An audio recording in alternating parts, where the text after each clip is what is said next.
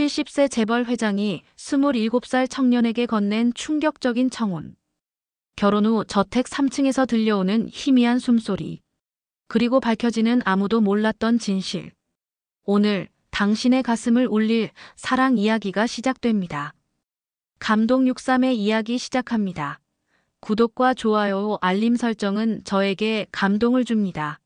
63빌딩만큼 높은 감동을 선사하겠습니다. 국내 최대 제약회사 봄날제약 본사 건물 최상층. 한소의 회장은 창밖으로 쏟아지는 햇살을 바라보며 깊은 생각에 잠겨 있다. 칠순의 나이가 무색하게 단정한 검은색 정장 차림의 그녀는 여전히 위험 있는 자태를 뽐내고 있다. 하지만 그녀의 눈가에는 세월의 흔적이 깊게 패여 있고 굳게 담은 입술에는 말할 수 없는 고독이 묻어난다. 소희의 책상 위에는 회사 임원들이 올린 후계자 추천 보고서가 수북이 쌓여 있다. 15년 전 남편을 잃은 후 홀로 회사를 이끌어온 그녀에게 가장 큰 숙제는 회사의 미래를 맡길 적임자를 찾는 것이다. 자식이 없는 그녀는 회사의 운명을 걱정하지 않을 수 없다. 특히 남편과 함께 일궈낸 이 제약회사는 단순한 사업체 이상의 의미를 지닌다. 갑자기 울리는 전화벨 소리에 소희는 생각에서 깨어난다. 연구소장이다. 새로 입사한 신입 연구원들의 프로젝트 발표회가 곧 시작된다는 알림이다. 평소 같았으면 자리를 비우지 않았을 터였다. 하지만 오늘만큼은 직접 가봐야겠다는 생각이 든다. 아침부터 마음 한켠이 계속 묘하게 들썩이는 것이 마치 무언가 특별한 일이 일어날 것만 같은 예감이 든다. 연구소 대강당에 도착한 소희는 조용히 맨 뒷자리에 앉는다. 앞자리의 임원들은 그녀의 예상치 못한 등장에 긴장한 기색이 역력하다. 발표는 순조롭게 진행되지만 소희의 마음을 사로잡는 내용은 없다. 그런데 마지막 발표자로 나선 젊은 연구원이 그녀의 시선을 붙잡는다. 강민우, 27살의 청년이다. 그의 연구 주제는 소아암 치료제 개발이다. 발표를 시작하자마자 소희는 숨죽이며 그를 주시한다. 단정하게 빗어넘긴 머리, 날카로운 눈매, 그리고 특유의 말투까지. 젊은 시절 남편과 너무나도 닮아 있다. 하지만 그것보다 더 놀라운 것은 그의 연구 내용이다. 기존 항암제의 한계를 뛰어넘는 혁신적인 접근법, 그리고 그 뒤에 숨은 깊은 통찰력이 빛난다. 발표가 끝나고 소희는 곧바로 인사팀에 민우의 인사 기록을 요청한다. 서류를 살펴보던 중 그의 개인사에서 가슴 아픈 사연을 발견한다. 어린 시절 백혈병으로 동생을 잃은 후 의대에 진학해 소아암 연구의 길을 택했다는 것이다. 하지만 가정 형편이 어려워 장학금으로 겨우 학업을 마쳤고 지금도 연구 자금 부족으로 힘겨운 상황이라는 기록이 있다. 소희는 창가에 서서 오랫동안 생각에 잠긴다. 저녁 노을이 사무실을 붉게 물들이는 동안 그녀의 마음속에는 한 가지 결심이 자리 잡는다. 다음 날 그녀는 민우를 자신의 집무실로 호출한다. 민우는 긴장된 발걸음으로 사무실에 들어선다. 소희는 그를 바라보며 마음속으로 깊은 한숨을 내쉰다.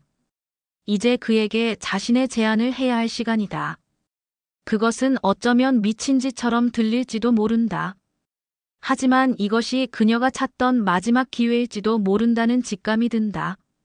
민우는 회장실 소파에 앉아 식은땀을 흘린다. 창밖으로 보이는 서울 도심의 전경이 현기증을 일으킬 만큼 아찔하다. 소희는 그의 앞에 앉아 천천히 말을 이어간다. 그의 연구에 대해, 그리고 그가 겪어온 어려움에 대해 상세히 알고 있다는 듯한 말투다. 민우는 의아함을 감출 수 없다. 회사 전체를 이끄는 회장이 신입 연구원의 개인사를 이토록 자세히 파악하고 있다는 사실이 믿기지 않는다. 소희는 민우의 연구 계획서를 꺼내든다.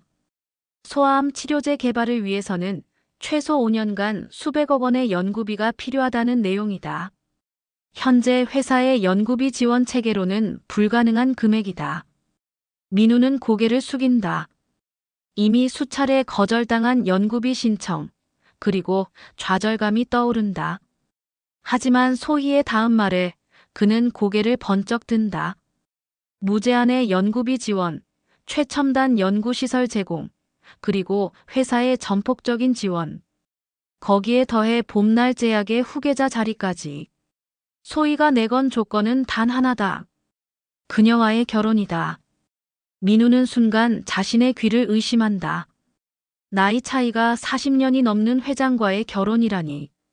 이것은 분명 현실이 아닌 것만 같다. 민우의 머릿속이 복잡하게 뒤엉킨다.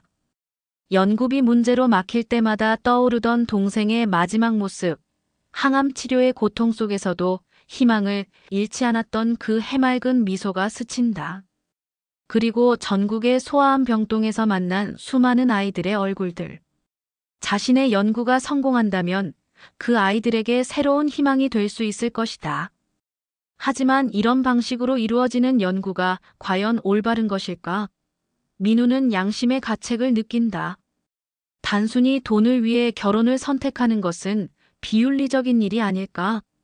그러나 소희의 눈빛에서는 단순한 거래 이상의 무언가가 느껴진다. 마치 오랫동안 찾아 헤매던 무언가를 발견한 듯한, 그리고 그것을 절대 놓치고 싶지 않다는 듯한 간절함이 묻어난다. 소희는 민우에게 시간을 주겠다고 말한다. 하지만 그의 대답을 기다리는 동안에도 이미 모든 준비를 시작한다. 저택 내 실험실 증축 공사가 시작되고 최신 연구 장비들이 속속 도착한다. 마치 민우의 승낙을 확신하는 듯한 행보다. 일주일 후 민우는 자신의 작은 월세방에 앉아 깊은 고민에 빠진다. 벽에 걸린 동생의 사진을 바라보며 마음속으로 대화를 나눈다. 책상 위에는 소희가 건넨 계약서가 놓여 있다. 결혼과 동시에 시작될 연구 프로젝트의 세부 계획이 꼼꼼히 적혀 있다. 그가 꿈꾸던 모든 것이 그 안에 담겨 있다. 창밖으로 비가 내리기 시작한다. 도시의 밤거리가 빗물에 젖어 반짝인다. 민우는 창가에 기대어 서서 한숨을 내쉰다. 이제 그는 결심을 해야 한다. 자신의 연구와 꿈을 위해, 그리고 어쩌면 그 이상의 무언가를 위해. 빗소리가 점점 거세지는 가운데 그의 마음속에서도 새로운 변화가 시작되고 있다. 언론은 봄날 제약 한소혜 회장의 파격적인 결혼 발표로 들썩인다. 재계의 거물과 무명의 젊은 연구원의 결합이라는 충격적인 소식에 각종 추측과 루머가 난무한다. 어떤 이들은 젊은 남자의 야망을, 어떤 이들은 노 회장의 외로움을 지적한다. 하지만 당사자들은 이러한 세간의 관심을 철저히 무시한 채 조용하고 실용적인 결혼식을 치른다. 민우가 처음 발을 들인 한소희의 저택은 예상을 뛰어넘는 규모였다. 고풍스러운 유럽식 건축 양식의 3층 저택은 마치 작은 성과도 같았다. 넓은 정원에는 사계절 내내 꽃이 피어나도록 설계된 화단이 조성되어 있고 저택 뒤편으로는 울창한 소나무 숲이 펼쳐져 있다. 집사와 가정부들은 공손하지만 차가운 눈빛으로 새로운 주인을 맞이한다. 민우는 그들의 시선에서 의심과 경계를 읽어낸다. 자신 또한 이 거대한 저택에서 이방인 같은 기분을 느낀다. 소희는 그에게 2층 전체를 내어주며 자유롭게 사용하라고 말한다. 하지만 3층은 철저히 금지구역이라고 단호하게 선을 긋는다. 결혼 생활이 시작되고 민우의 일상은 180도 바뀐다. 더 이상 월세 걱정도 생활비 걱정도 할 필요가 없다. 매일 아침 완벽하게 다려진 옷이 준비되어 있고 운전기사가 회사까지 데려다 준다. 지하 실험실은 그가 꿈꾸던 모든 것을 갖추고 있다. 최신 연구 장비들이 즐비하고 능력 있는 연구원들이 그의 지휘 아래 모인다. 소희는 약속대로 그의 연구에 어떠한 간섭도 하지 않는다. 오히려 필요한 것이 있다면 즉시 지원해주며 회사 내에서도 그의 권한을 전폭적으로 보장해준다. 그들은 한 지붕 아래 살지만 마치 각자의 성을 가진 것처럼 독립적인 생활을 이어간다. 하지만 밤이 되면 이상한 일들이 벌어진다. 3층에서 들려오는 희미한 소리들, 늦은 밤 저택을 드나드는 수상한 발자국 소리, 그리고 가끔 들려오는 신음 같은 소리. 처음에는 오래된 저택의 특성이려니 생각했지만 점점 그 정체를 궁금해하지 않을 수 없게 된다. 어느 날 밤, 민우는 실험실에서 늦게까지 연구하다가 평소와는 다른 광경을 목격한다. 의료진으로 보이는 사람들이 무언가를 실은 들것을 3층으로 운반하는 모습이었다. 그들의 발걸음은 조심스러웠고 마치 누군가의 눈을 피하려는 듯한 모습이었다. 호기심을 참을 수 없었던 민우는 몰래 그들의 뒤를 따른다. 3층으로 이어지는 계단을 올라가면서 그의 심장은 점점 빠르게 뛰기 시작한다. 이곳에는 절대 올라오지 말라는 소희의 경고가 머릿속을 스친다. 하지만 이미 발걸음을 멈출 수는 없다. 어두운 복도 끝, 유일하게 불빛이 새어나오는 방문 앞에서 민우는 숨을 죽인다. 문틈으로 보이는 광경에 그는 충격으로 몸이 굳어버린다. 그리고 그 순간 뒤에서 들려오는 소희의 차가운 목소리가 그를 얼어붙게 만든다. 이제 모든 것을 알게 되었구나. 3층의 복도는 차가운 정막에 휩싸여 있다. 민우의 등 뒤에서 들려온 소희의 목소리는 평소와는 달리 깊은 한숨이 섞여 있다. 그녀는 민우의 어깨를 가볍게 누르며 앞으로 걸어나간다. 방문을 활짝 열자 충격적인 광경이 눈앞에 펼쳐진다. 마치 작은 병실과도 같은 공간. 그 중앙에는 최첨단 의료 장비들에 둘러싸인 채 누군가가 누워있다. 소희는 민우를 침대 가까이로 이끈다. 산소호흡기를 끼고 있는 남자의 얼굴은 마치 깊은 잠에 빠진 것처럼 평화로워 보인다. 흰 머리카락 사이로 보이는 주름진 얼굴. 그러나 어딘가 모르게 귀족적인 이목구비는 여전히 남아있다. 침대 옆 작은 탁자 위에는 오래된 사진 한 장이 놓여 있다. 젊은 시절의 한소희와 한 남자가 환하게 웃고 있는 사진이다. 소희는 떨리는 목소리로 이야기를 시작한다. 15년 전 남편은 획기적인 신약 개발을 앞두고 있었다. 난치병 치료제 개발에 일생을 바친 그는 마침내 중요한 돌파구를 찾아냈다고 믿었다. 하지만 임상 실험 과정에서 예상치 못한 사고가 발생했다. 자신이 개발한 약물을 직접 실험해 보다가 뇌 손상을 입고 식물인간이 된 것이다. 세상은 그가 사망했다고 알고 있다. 하지만 소희는 그를 포기할 수 없었다. 비밀리에 최고의 의료진을 모아 치료를 계속했고 봄날 제약의 모든 연구 역량을 남편을 깨우는데 집중했다. 15년이라는 긴 시간 동안 그녀는 단 하루도 희망을 놓지 않았다. 민우는 이제 자신이 왜 이곳에 있는지 이해하기 시작한다. 그의 혁신적인 소아암 치료제 연구가 식물인간 치료에도 적용될 수 있다는 가능성을 소희가 발견한 것이다. 더구나 그가 젊은 시절의 남편과 놀랍도록 닮았다는 사실은 소희에게 운명적인 신호로 받아들여졌을 것이다. 방 안에는 무거운 침묵이 내려앉는다. 첨단 의료기기들의 규칙적인 신호음만이 정막을 깨고 있다. 소희는 남편의 손을 조심스럽게 쓰다듬으며 말을 이어간다. 자신의 선택이 이기적이었다는 것을 안다고, 하지만 마지막 기회라고 생각했다고 말한다. 그녀의 눈가에는 오랫동안 참아왔던 눈물이 맺힌다. 민우는 복잡한 감정에 휩싸인다. 분노, 연민, 혼란, 그리고 이상하게도 사명감 같은 것이 뒤섞인다. 자신을 이용했다는 배신감도 있지만 한편으로는 15년이라는 긴 세월 동안 한 사람을 향한 믿음을 지켜온 소희의 진심이 가슴 깊이 와닿는다. 창밖으로 새벽빛이 스며들기 시작한다.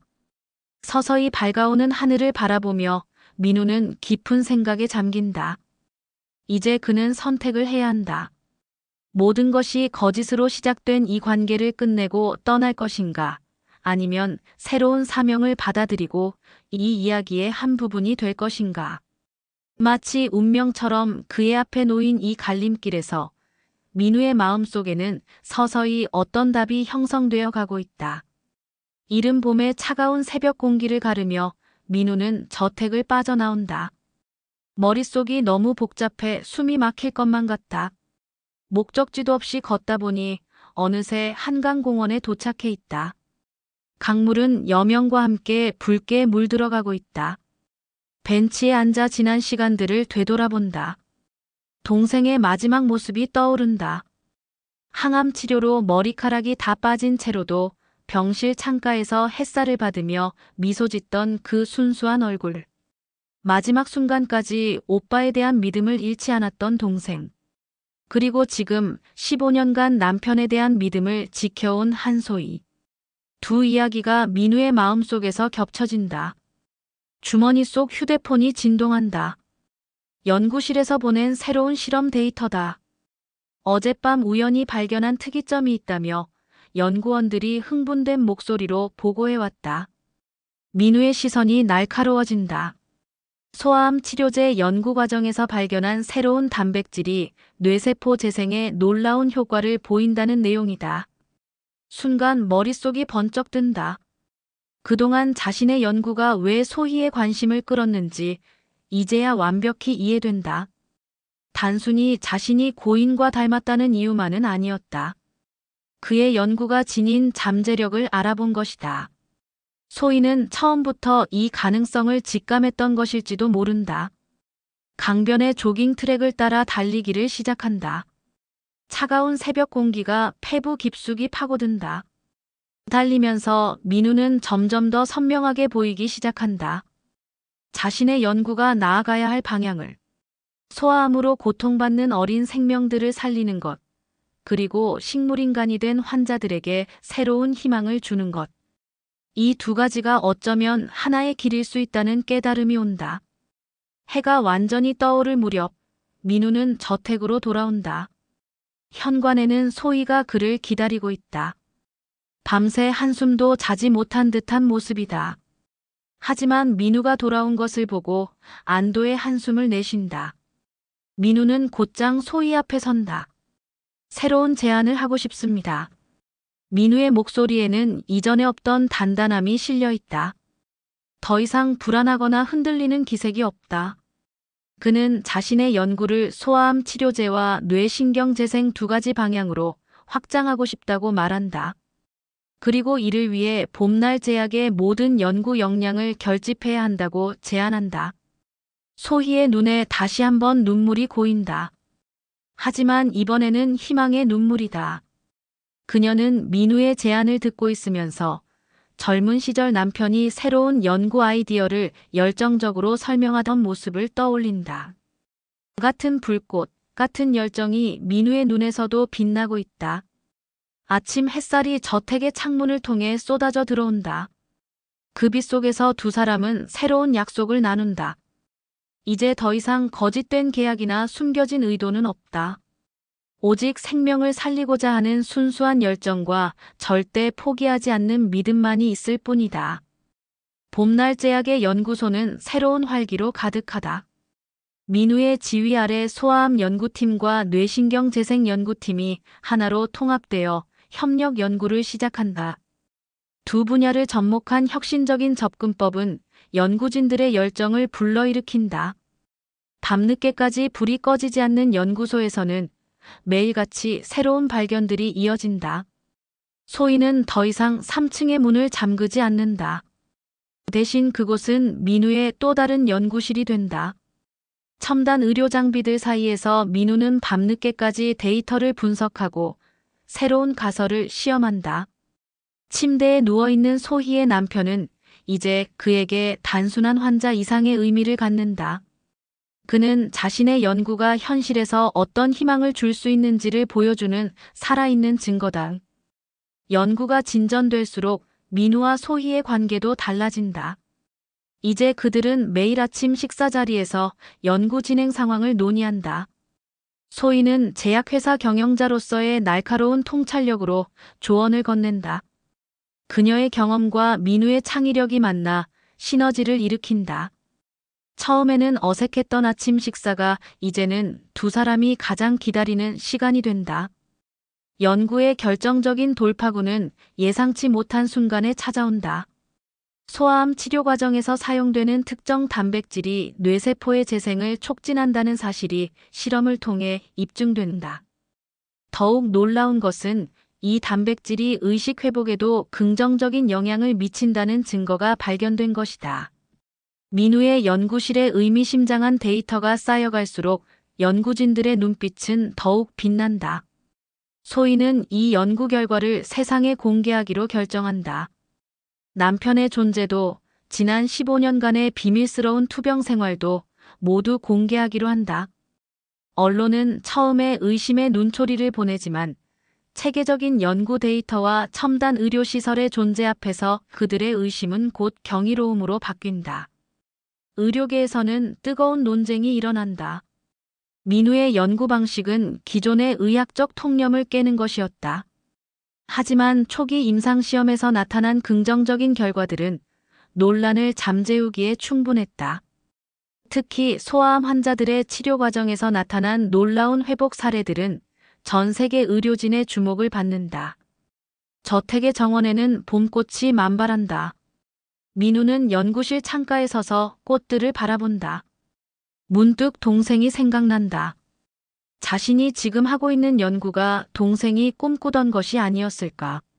생명을 살리는 일, 희망을 만드는 일.